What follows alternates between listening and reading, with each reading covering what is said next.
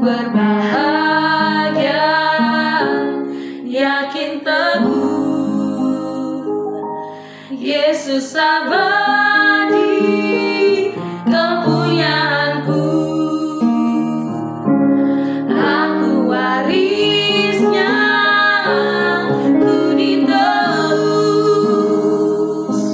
ciptaan baru, Roh Kudus. Ku berbahagia, ku berbahagia, yakin teguh, Yesus abadi, kepunyaanku. Aku warisnya, ku ditebus, ciptaan baru, Roh Kudus. Aku bernyanyi bahagia, memuji Yesus selamanya. Aku bernyanyi bahagia, memuji Yesus selamanya. Mari kita bawa lagu ini dari awal. Kita akan ku berbahagia, ku berbahagia, yakin teguh, Yesus abadi, kepunyaanku. Aku warisnya, ku ditebus, ciptaan baru, Roh Kudus. Aku bernyanyi bahagia, memuji Yesus selamanya. Aku bernyanyi bahagia, memuji Yesus selamanya. Aku bernyanyi bahagia, memuji Yesus selamanya. Aku bernyanyi bahagia, memuji Yesus selamanya.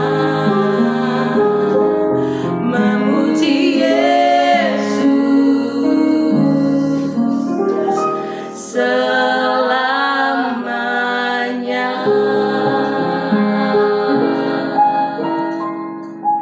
Kami mau terus bernyanyi bagi nama-Mu Tuhan, memuji Engkau sepanjang umur hidup kami. Yes, amin. Saat ini kami mendengarkan suara-Mu Tuhan. Iya. Tuhan berbicara atas setiap kami Amin. melalui renungan hari ini. Di dalam nama Tuhan Amin, Yesus, Yesus. kami berdoa dan mengucap syukur. Haleluya. Amin. Shalom Bapak Ibu dan Saudara-saudari, kita bertemu kembali di dalam Perenungan Intim dengan Allah, yang pada kesempatan ini akan membahas mengenai dasar iman kita. Firman Tuhan yang akan kita pelajari bersama terdapat pada kitab Kejadian 15.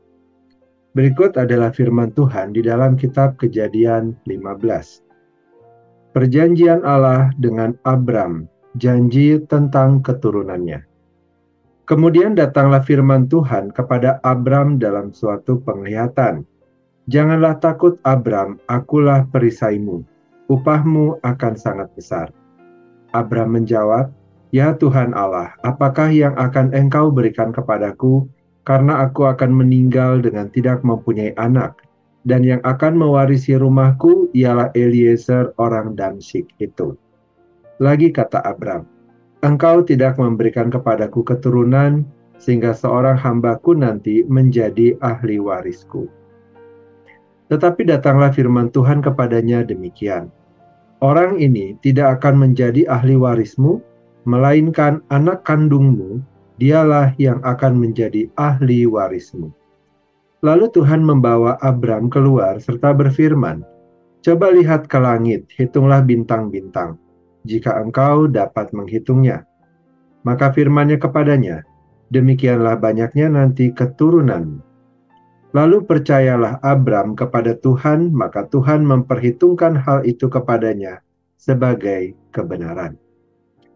Firman Tuhan kepadanya, "Akulah Tuhan yang membawa engkau keluar dari Ur Kasdim untuk memberikan negeri ini kepadamu menjadi milikmu." Kata Abram, "Ya Tuhan Allah, dari manakah aku tahu bahwa aku akan memilikinya?"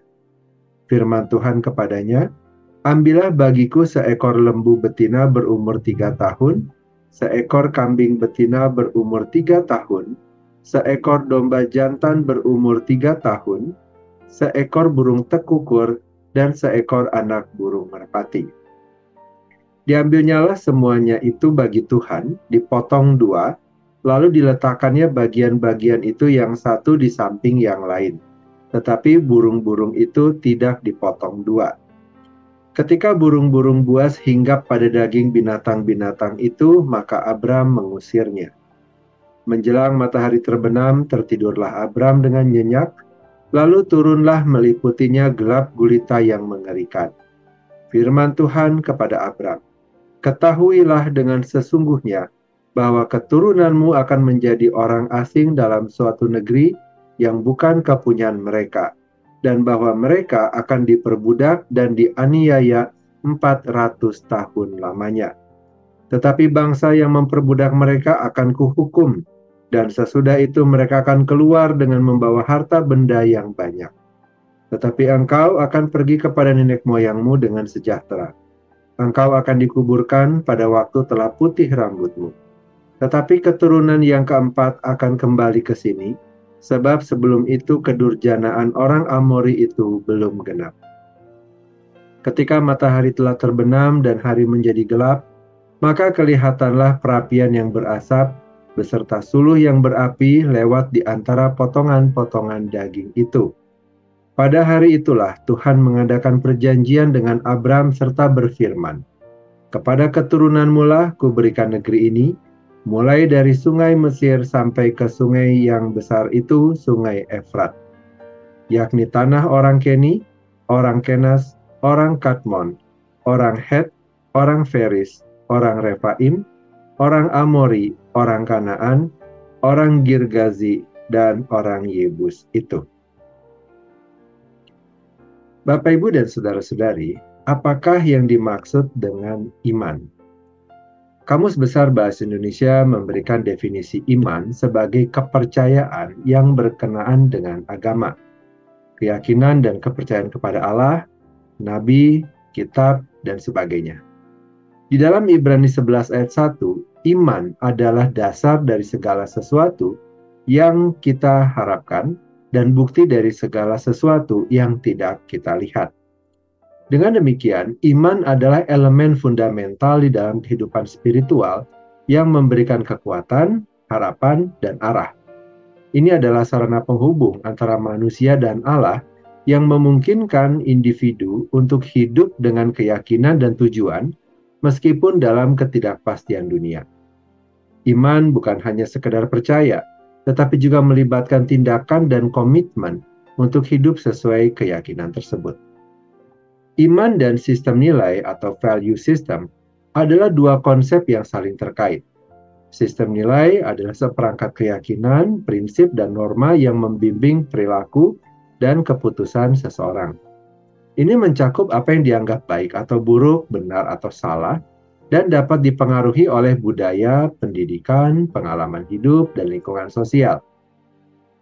Bapak, Ibu, dan saudara-saudari, dari paparan di atas kita dapat memahami bahwa setiap tindakan dan kegiatan yang dilakukan oleh seorang bukanlah suatu tindakan yang murni, merupakan sebuah spontanitas, melainkan sebagai suatu perwujudan dari apa yang dipercayainya dan manusia mempercayai apa yang diimani. Dengan demikian adalah penting sekali untuk kita dapat memiliki iman yang benar kepada Allah, karena Allah adalah sumber kebenaran. Karena Allah tidak berubah dari dahulu, sekarang, dan selamanya, maka iman yang benar kepada Allah adalah iman yang tidak akan tergoyahkan oleh apapun. Di dalam Kejadian 15, kita dapat melihat salah satu contoh aktualisasi iman yang benar kepada Allah. Di dalam ayat 2, Abram sebelum namanya kemudian diubah menjadi Abraham mengatakan, "Ya Tuhan Allah." Ini adalah sebuah pengakuan iman Abraham kepada Allah yang memanggilnya. Ketika Abram menyatakan keraguan hatinya, Allah menjawabnya. Lalu percayalah Abram kepada Tuhan, maka Tuhan memperhitungkan hal itu kepadanya sebagai kebenaran. Ayat 7. Pada zaman Abraham, wahyu Allah belum semuanya dinyatakan. Walaupun demikian, Abraham percaya kepada Allah yang menyatakan kepadanya. Itulah sebabnya Abraham disebut sebagai bapa orang percaya. Bapak, Ibu, dan saudara-saudari, dalam masa hidup kita, pewahyuan Allah telah dinyatakan dengan lengkap.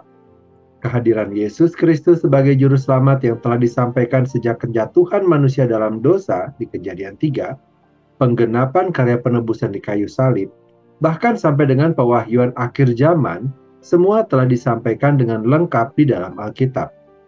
Apabila setelah semuanya itu kita masih juga tidak percaya pada kuasa Injil, maka kita perlu menanyakan kepada diri kita sendiri, bagaimana sistem nilai yang kita anut? Apakah kita memiliki iman yang benar?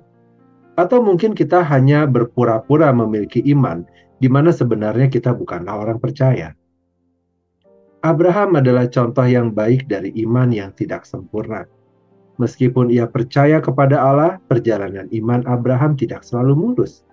Ia pernah meragukan janji Allah dan mengambil langkah-langkah yang tidak sesuai kehendaknya, seperti ketika ia mengambil Hagar sebagai istri untuk mendapatkan keturunan. Namun meskipun ada ketidakpastian, ada kesalahan di dalam perjalanan imannya, Allah tetap memuji iman Abraham.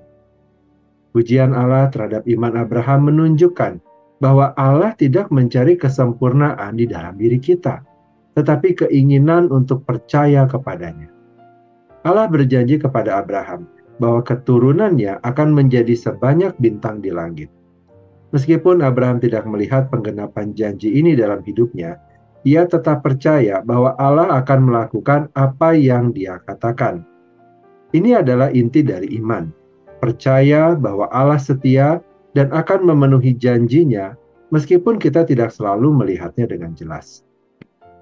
Bapak, Ibu, dan saudara-saudari, kisah Abraham dalam Kejadian 15 mengajarkan kita bahwa iman kita tidak harus sempurna untuk diterima oleh Allah. Kita mungkin mengalami keraguan, ketidakpastian, dan bahkan kegagalan dalam perjalanan iman kita. Namun yang terpenting adalah sikap hati kita untuk percaya kepada Allah dan menerima kasih karunia-Nya. Seperti Abraham, kita dipanggil untuk percaya bahwa Allah akan melakukan apa yang Dia katakan. Dan dalam iman itu, kita menemukan dasar yang kokoh untuk hidup kita sebagai orang percaya. Mari kita berdoa. Bapa yang baik, kami berterima kasih dan bersyukur kepada Tuhan untuk firman Tuhan dan renungan yang telah kami dengarkan pada hari ini, yang kembali mengingatkan kami mengenai iman. Melalui firman Tuhan kami belajar bagaimana Abraham disebut sebagai bapa orang percaya karena iman percayanya kepada Tuhan. Mampukanlah kami ya Tuhan untuk kami juga memiliki iman percaya kepada Tuhan, sehingga kami dapat menjalani hidup kami dengan berpegang teguh pada kebenaran firman Tuhan, dan hidup yang kami jalani di dalam kesementaraan ini adalah sebuah kehidupan yang memuliakan nama Tuhan. Terima kasih Bapa, kini kami memohonkan kembali kepada Tuhan, kiranya damai sejahtera dari Allah Bapa, cinta kasih dari Tuhan Yesus Kristus, serta persekutuan dengan Allah Roh Kudus senantiasa menyertai kami, sampai kedatangan Tuhan yang kedua kali menjemput setiap kami yang percaya. Terima kasih Bapa, di dalam nama Tuhan Yesus kami berdoa. Amin. Demikianlah pembacaan firman Tuhan dan perenungan intim dengan Allah pada kesempatan ini. Sampai bertemu kembali di dalam perenungan intim dengan Allah berikutnya. Tuhan Yesus memberkati.